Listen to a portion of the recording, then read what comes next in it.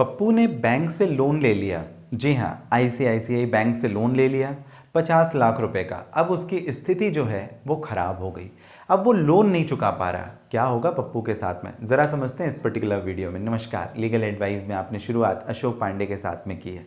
जो पप्पू ने लोन लिया, आपको ज़रा ये समझना पड़ेगा कि अगर वो नेशनलाइज्ड बैंक है तो ऐसी स्थिति में DRT यानी डेब्ट रिकवरी ट्रिब्यूनल की प्रक्रिया शुरू हो जाती है। बैंक आपको एक लीगल नोटिस भेजेगा, यानी पप्पू को यहाँ पर एक लीगल नोटिस आता है और लीगल नोटिस में बैंक कहता है कि भाई देखो, ऐसा है कि आपने जो हमसे लोन लिया था ना, वो सिक्योर्ड लोन की कैटेगरी में आता है, क्योंकि रेट ऑफ इंटरेस्ट काफ़ी कम है भाई। 20 साल के लिए हमने आपको 50 लाख रुपए दिया। अब आपने 5 साल तो चुकाया, 6वें साल से अब आपके पास पैसे देने के लिए नहीं है। तो हम एक काम करेंगे, आपकी जो प्रॉपर्टी है जिस पे हमने आपको लोन दिया था, उस प्रॉपर्टी को हम बेच देंगे और बेचने के बाद में उस पैसे को रिकवर करेंगे। अदरवाइज आप एक काम करो, जो रिमेनिंग पेमेंट है आप उसको फोरक्लोज करो, ख़त्म करो। ऐसा नोटिस पप्पू को मिलता है। लेकिन अब परेशानी ये कि पप्पू के पास तो पैसे देने के लिए है ही नहीं। तो वो क्या करेगा, जिस भी तरीके से अपने बैंक को रिप्लाई दे सकता था उसने दिया, और जो बैंक है वो DRT की प्रक्रिया में जाएगी, डेब्ट रिकवरी ट्रिब्यूनल की प्रक्रिया में जाएगी। और DRT में क्या होगा, बैंक केस फाइल करेगी कि देखिए हमारे पास में इनके डॉक्यूमेंट है, मॉर्टगेज लोन था ये, और डॉक्यूमेंट्स के बेस पे था, या जो भी सिक्योर्ड लोन हम कहते हैं, सिक्योर्ड लोन होने की वजह से आप ऐसा करो कि आप इनकी प्रॉपर्टी का ऑक्शन कर दो। इनकी प्रॉपर्टी बिक जाएगी। भाई उस टाइम पे जब हमने इनको 5 साल पहले दिया था 50 लाख की थी, आज की डेट में प्रॉपर्टी का वैल्यूएशन 60 लाख है। हमें पप्पू से 40 लाख की रिकवरी करनी है, जो बाकी रिमेनिंग 5-10 लाख है वो आप ऐसे दे दो।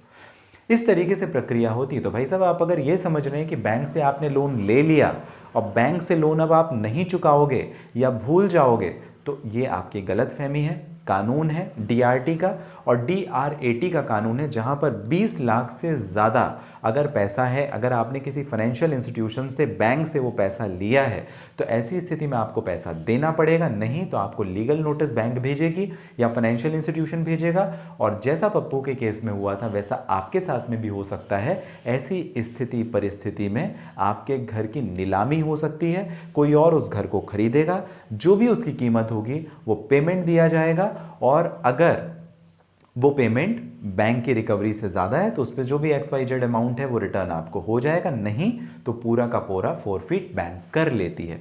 तो हमेशा आप ध्यान दें, अपनी लिमिट से ज़्यादा एक्सटेंडेड वैल्यू का आप लोन कभी ना लें। ऐसा लोन जो कि कल आपका डिफ़ॉल्ट हो सकता है, ऐसी स्थिति में DRT की प्रक्रिया हो सकती है। मान लेते हैं बैंक के फेवर में ऑर्डर आ गया, यहाँ पे पप्पू ने जो लोन लिया था वो नहीं चुका पा रहा था। ऐसी स्थिति में पप्पू के साथ में क्या हुआ कि कोर्ट ने बोला, यानी DRT ने बोला, डेब्ट रिकवरी ट्रिब्यूनल ने, कि आप भाई वसूल लो 40 लाख 50 लाख जो भी आपके, इनकी प्रॉपर्टी बेचो, वसूल लो। अब पप्पू को ये लगता है कि नहीं, मेरे साथ में तो गलत हो गया, मेरे साथ ऐसा ऑर्डर कोर्ट को पास नहीं करना था। तो ऐसी स्थिति में वो अपील भी कर सकता है। तो इसकी अपीलेट अथॉरिटी जो होती है वो हाई कोर्ट नहीं होती है, वो सुप्रीम कोर्ट नहीं होती है। इसकी जो हायर अथॉरिटी होगी वो DRAT होती है, डेब्ट रिकवरी अपीलेट ट्रिब्यूनल होती है। वहां पर आप अपनी अपील कर सकते हैं। कौन? पप्पू। ऐसी स्थिति में जहां पर बैंक के ही अगेंस्ट में आया, बैंक कर सकती है, या कि अगर ऐसी स्थिति या परिस्थिति जहां पर पप्पू को ऐसा लगता है कि भाई मेरे को तो 50 लाख का जो लोन था वो गलत तरीके से कोर्ट ने यहाँ पे अवॉर्ड कर दिया, अब एक काम करते हैं, चलो चलते हैं, तो फिर जाएंगे कहाँ? DRT में जाएंगे। जनरली ऐसी स्थिति नहीं बनती है। ज़्यादातर वो मामले होते हैं जहाँ पर आपके किसी पर्सनल व्यक्ति ने पैसे ले लिए। तो ऐसी अगर स्थिति बनती है, ऐसी कंडीशन अगर बनती है, तो वहाँ हमेशा मैं आपको कहता हूँ कि आप जो केस फाइल करेंगे वो CRPC IPC के प्रोविजन के हिसाब से करें। कंप्लेंट केस अगर फाइल कर सकते हैं तो करें, या पुलिस स्टेशन में डायरेक्ट FIR अगर दर्ज कर सकते हैं तो करें। अब जो FIR आप दर्ज करेंगे वो किन धाराओं के अंतर्गत करेंगे वो ज़रूरी है जानना, जिसमें आपको धाराएं ध्यान रखनी है, सेक्शन ध्यान रखने हैं। 406 criminal breach of trust, 417 cheating की जहां पे बात होती है, 420 420 फॉर्जरी, जहां पर आपको ये बताया जाता है कि भाई आपके साथ में जो पनिशमेंट है, जो इंड्यूसमेंट डिलीवरी ऑफ प्रॉपर्टी से रिलेटेड जो पनिशमेंट है चीटिंग को लेकर के, वो उसकी बात होती है। और 426 यानी पनिशमेंट फॉर मिसचीफ। तो इन धाराओं के अंतर्गत आपको FIR दर्ज करानी है। अगर कोई व्यक्ति आपके पैसे ले लेता है और इंटेंशनली आपको पैसे वापस नहीं करता है, धारा 406, 417, 420, 426। इसके साथ अगर काफ़ी समय हो गया है, पैसा नहीं दिया जा रहा है, आपके घर परिवार की बात है, आप सोचते हैं कि भाई क्रिमिनल लॉ में नहीं जाना, तो सिविल लॉ में भी ऑप्शन है जहां पर आप समरी सूट 37 ऑर्डर में फाइल कर सकते हैं और आप रेगुलर सिविल सूट भी फाइल कर सकते हैं, लेकिन समय थोड़ा ज़्यादा लगता है। तो बेटर सजेशन ये रहेगा कि आप समरी सूट के प्रोविजन में जाएं जो कि ऑर्डर 37 में है, और अगर आप सिविल सूट रेगुलर फाइल करेंगे तो ऑर्डर 4 CPC में डिफाइन है। लेकिन कई बार ऐसा होता है कि पप्पू और नेहा का, हमेशा मैं एक जजमेंट बात करता हूँ जहाँ पर नेहा ने पप्पू से 10 लाख रुपए ले लिए, तो पप्पू ने बोला भाई तुम मुझे एक चेक दे दो, और नेहा से उसने एक चेक ले लिया। ऐसी स्थिति में जहाँ पर अगर नेहा 10 लाख रुपए पप्पू के वापस नहीं करती है तो जो पप्पू है वो केस फाइल कर देगा चेक बाउंस का, किसके खिलाफ? नेहा के खिलाफ, और अपने 10 लाख रुपए को वसूल लेगा। जी हाँ, और ये जो प्रक्रिया होगी वो नेगोशिएबल इंस्ट्रूमेंट एक्ट, जो एक कानून है उसके अंतर्गत होगी। 1881 का कानून, नेगोशिएबल इंस्ट्रूमेंट एक्ट सेक्शन 138 के अंतर्गत इसकी प्रक्रिया या कार्यवाही होती है।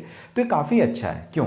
क्योंकि इसमें सिविल और क्रिमिनल दोनों ही सेक्शन, दोनों ही प्रोविजन, दोनों ही कानून एक तरीके से मिले होते हैं, और इसमें दोगुना फाइन देने का ऑप्शन या जेल जाने का भी प्रावधान होता है। तो इस वजह से आप ध्यान दें, नेगोशिएबल इंस्ट्रूमेंट एक्ट आपके काम आएगा। और अगर स्थिति ऐसी है जहां पर आपको लगता है भैया ऐसा है, हमको ना कोर्ट जाना, ना कचहरी जाना, ना किधर पे कोई केस नहीं करना, हम एक काम करेंगे, अगर हमारे तुम्हारे बीच में डिस्प्यूट होता है तो हम एक थर्ड पर्सन को अपॉइंट कर देते हैं। तो इसे हम आर्बिट्रेशन एंड काउंसिलिएशन भी कहते हैं। आर्बिट्रेशन काउंसिलिएशन में सबसे महत्वपूर्ण बात यह होती है कि ऐसी स्थिति में कोई बीच का व्यक्ति आपका सेटलमेंट, आपके विवाद का निराकरण, समझौता करवा देता है, आपके पैसे की वसूली करवा कर दे देता है। जैसे नेहा और पप्पू के बीच में डिस्प्यूट हुआ, तो दोनों ने निर्धारित किया कि भाई ऐसा है, पहले ही आप डिसाइड कर लो कि अशोक पांडे जो ये वकील साहब है ना, ये हमारे डिस्प्यूट को सेटलमेंट कर देंगे। तो दोनों को ही बराबर बराबर, या जिस भी स्थिति में पैसे बढ़ते हैं, या तुमसे पैसे लेकर के मुझे पैसे जो देने की स्थिति बनती है, वो काम ये करवाएंगे। तो मैं क्या हो गया? मीडिएटर हो गया, आर्बिट्रेटर हो गया।